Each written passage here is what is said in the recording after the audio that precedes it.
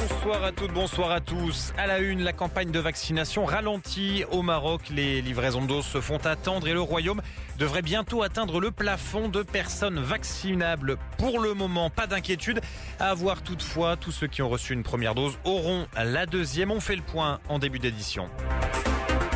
La vaccination, espoir numéro 1 pour retrouver une vie normale. L'Europe présente aujourd'hui son projet de passeport vaccinal qui devrait permettre de voyager librement et pourquoi pas de retrouver les restaurants, cinémas et lieux de loisirs. Un projet qui divise à l'heure où l'on peine à vacciner massivement.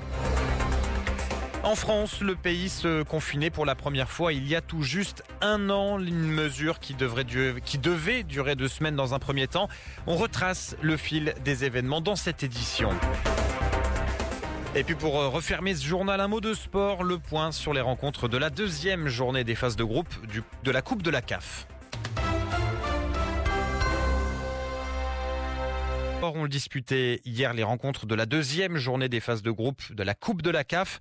Le Raja de Casablanca a remporté son duel en Zambie 2-0 face à Nkana, tandis que de son côté, la Renaissance sportive de Berkane a, elle, chuté au Cameroun, défaite 2-0 face au Coton Sport. Ali Salaheddine. Le tenant du titre a chuté. La Renaissance sportive de Berkane s'est inclinée face au Camerounais de Coton Sport après une bonne entrée en lice dans la compétition africaine avec une victoire lors de la première journée face aux Zambiens de Nafsa Stars. Les Berkaniens ont fini par chuter à Ganois. Peu entreprenant offensivement, les tenants du titre ont été pris de court par les Camerounais qui ont ouvert le score à la 54e minute. L'entrée en jeu d'Alain Traoré et de Hamed El Achir a bonifié le jeu offensif des Berkaniens qui ont multiplié par la suite les assauts sur les buts du portier camerounais.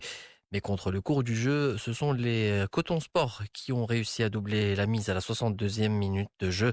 Au terme de la rencontre, Berkane occupe la deuxième position avec 3 points ex-aequo avec son adversaire du jour. Les deux clubs sont devancés par la jeunesse Kabylie qui s'est partagé les points du nul dans l'autre match du même groupe face à Nafsa Stars, Lanterne Rouge du groupe B. Lors de la prochaine journée, les Berkaniens recevront le 4 avril prochain les Algériens de la JSK, tandis que le Coton Sport sera en déplacement en Zambie. De son côté, le Raja de Casablanca s'est offert sa deuxième victoire en autant de rencontres. Le champion du Maroc a dominé les Zambiens d'Enkana 2-0. Soufiane Rahimi sur penalty et Nouh Saadaoui ont été les artisans de la victoire casablancaise. Avec 6 points, les hommes de Jamel Slami retrouvent la première place avec 6 points en compagnie des Égyptiens de Pyramids, vainqueurs 2-0 sur la pelouse des Tanzaniens de Namungo. Les précisions sportives d'Ali Salaheddine qui viennent marquer à la fin de ce journal. Il sera 23h11 dans quelques secondes. Merci de l'avoir suivi. Belle soirée et belle suite des programmes sur notre antenne.